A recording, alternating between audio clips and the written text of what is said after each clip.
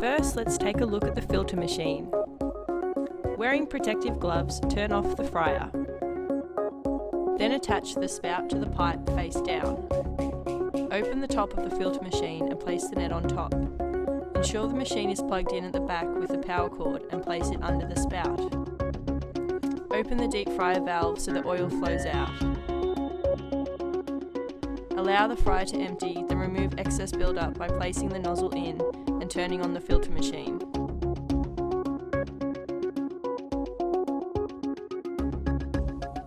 Once excess buildup is cleaned, turn off the filter machine, placing the nozzle in the holder. Close the valve on the fryer, remove the machine, throw out the waste from the net and clean. Point the nozzle into the fryer and turn on the filter machine to fill with filtered oil. Once filled, turn off the machine and place the nozzle in the holder. Close the machine lid, unplug and wheel it back into storage.